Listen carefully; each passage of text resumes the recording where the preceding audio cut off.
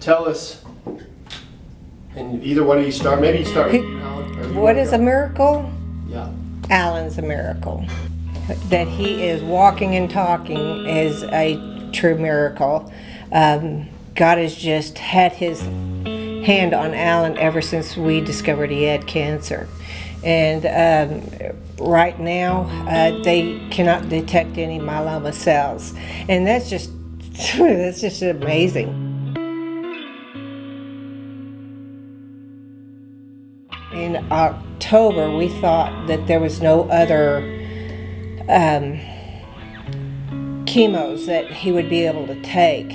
And then they had a trial drug that they wanted to use.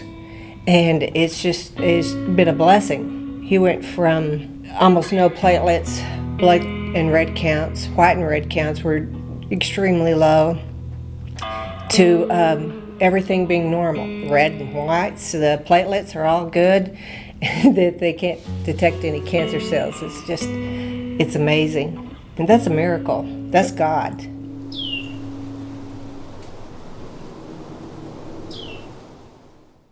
Yeah, I think a miracle to me is probably every day since we've been saved, our life changed from one direction to having peace going the other direction. And anytime that we get real tied up in ourselves and we go back to God and let Jesus Christ have control of our life, it seems like we get a new peace. And especially since we've gone through some of the trials we've gone through, it seems like that it's easy to find peace. I went through a time where I thought I understood people or had cared about what their problems were. But since we've gone through part of what we've gone through, now I understand that I didn't have a clue about what that meant. The compassion is a big deal, but unless you understand compassion, what is it worth when you talk to somebody? Whether you know people that have lost somebody in their life or somebody that's going through a terrible disease. Compassion is kind of a self-taught feeling, not you get it from somewhere. And our compassion has really changed of our time, or what we think is important in life has really changed. God's just taken over, and it's still that same struggle I think everybody has of letting him have control every day. But it's easier to let him have control every day. Yeah. One of our favorite stories is we were at UT Southwestern for one of his treatments, and Alan had compression fractures in his back. That's how we discovered he even had cancer. And there was this lady that came in, a young woman, who was in a back brace, and she came into the waiting room, and I kicked Alan and I said, "You need to go talk to her." And I'll pray for her. Yeah, well, she just looked like she needed somebody to talk to her, pray for her. And go ahead. So I had a hard trouble. It's a big waiting room. There's a lot of people in there. And I had a hard time getting up, even though I could feel God, pulling on me to go talk to this lady. So you can imagine a waiting room full of people. The chairs are all around the edges, and an old man got up and started walking out, and he got right between me and her, and he dropped his cane. Nobody made a move, but he looked at me like, "Are you going to pick up my cane?" And I knew right then when I walked over there that God had got me halfway there. What was I going to do with that? And so we went on, and the lady started to cry. You can see how important it was. Nobody prayed for her since her mother had died 2 years before. Yeah. And so then I took more notice of when God is telling me something that I need to pay attention. He didn't have to drop a cane halfway to get my attention again. Before I knew what was wrong with me, I broke 4 vertebrae, compression fractures, and they couldn't figure out sure what was going on. Then I broke the 5th one walking across the grass. But that pain was to the point where you couldn't walk anymore, you couldn't lay down. You had to find a certain place. The pain was really a bad deal before. Then they figured out that what was going on, and they had cancer that was eating my vertebrae, and that's why they were so soft. you kind of get to that point when you're in that much pain, and then you start radiation and chemo, and you're sick a lot, and then you get really sick. We had people come around us, but it's still a real strange thing for somebody to say, what can we do for you?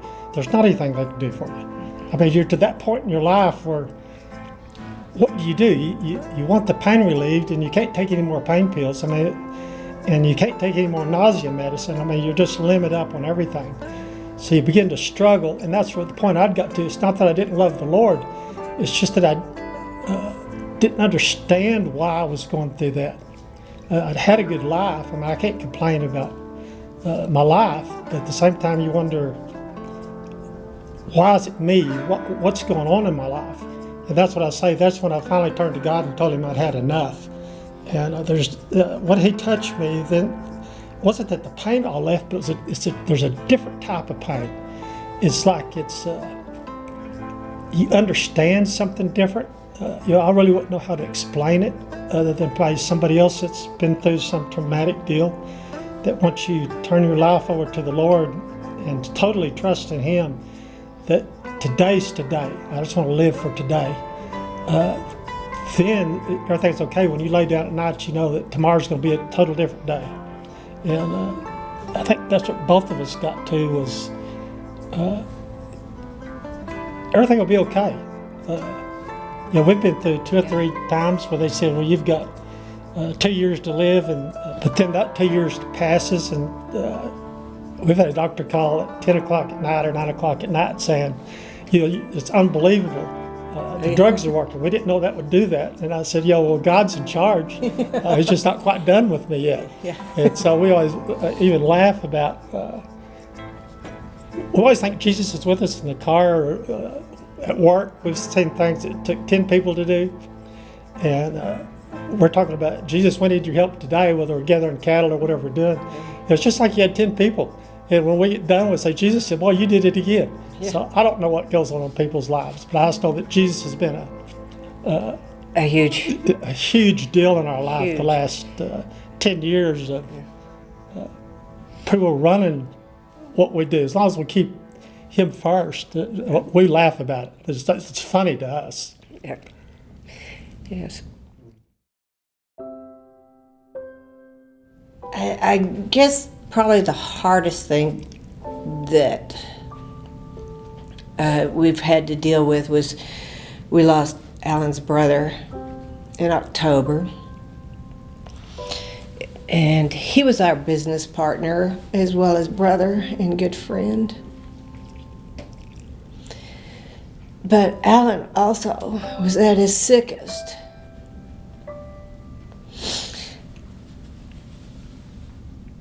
Sorry, and I just didn't know if I'd lose him too.